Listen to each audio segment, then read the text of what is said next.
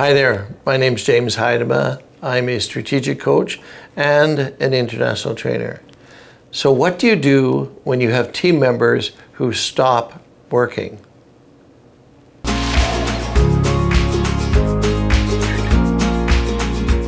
So you've got a team member who's historically done well, they've performed, they've got results, and then for some reason they stop performing.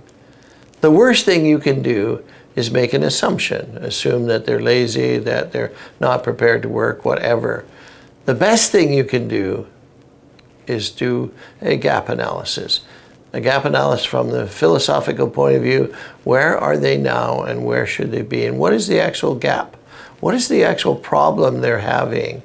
You know, when people come into this business, they typically sell to what we call the natural market, which is they're centered around family and friends and acquaintances and colleagues and former people they've worked with. That's your natural market. That's who you tend to sell to when you first come into the financial services industry.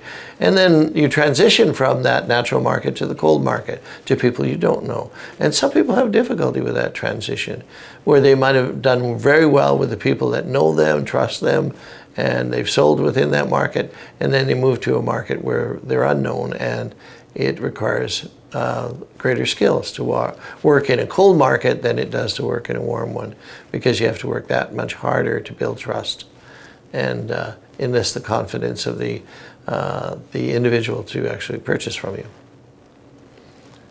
Some people come into the business and they have struggles in the beginning, and then they settle down and they do well in both markets.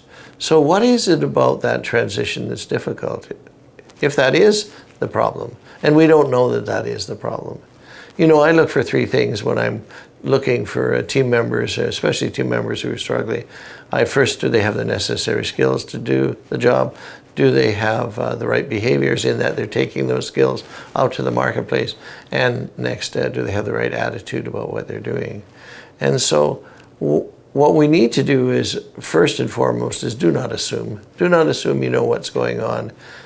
You may see some things, but you may not see the complete picture. So again, what do? Is you dig deeper. You dig deeper, you probe and you probe and probe until you understand really what they're struggling with. And they may not be able to tell you that in the beginning. You may ask them, why are you having such a problem? And they may not be able to verbalize that. It may not be clear to them why they're having so much difficulty. So what you really want to do is sort of, in a non-threatening way, help them through a process where they identify. And if I find it's a skills issue, then of course I'm going to make sure they receive the necessary coaching, training, role-playing to develop that skill. If it's a behavioral thing, then I'm going to make sure that they understand that it is their responsibility to take it out to the marketplace, and what's preventing them from doing that, taking it to their skills to the marketplace, will address that. The attitude is all about motivation. Have they lost their motivation? So that's what I would look at. But again, often managers make a mistake. They make a mistake is they let go of the new advisor too soon. In other words, they give them the necessary training and coaching, and then they step away and move on to other issues. And when the advisor has some troubles, they may or may not reach out to the manager, and therefore they'll develop the bad habits, or they'll stop doing the work, they'll stop getting the results. And by the time the manager sees that there's a problem, interacts with the advisor, it may be too late. They may have adopted those behaviors or that attitude that will prevent them from being successful.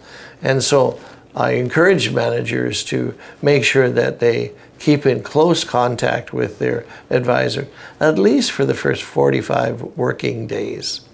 And during that period, to role play, to coach, to do joint appointments, to listen to them on the phone, to make sure that they are indeed becoming comfortable as they become professional salespeople in the financial services area.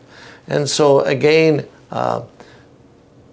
part of the problem why our advisors struggle is we let go too soon.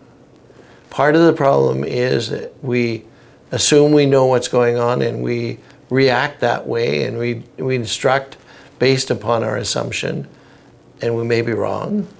And part of the problem is we don't know exactly what they're struggling with, whether it indeed is a skill, it's a behavior, or it's an attitude. And so what I encourage managers to do is don't let go too soon. Don't be one of those managers that just hires a bunch of people and let them do whatever they want to do, and if they're successful, great, and if not, I'll replace them. So the choice is yours. To get people on track, you have to identify what the issue is and then help them overcome that issue, whatever that may be. I hope you found value in this little snippet, and don't forget to like and share and subscribe.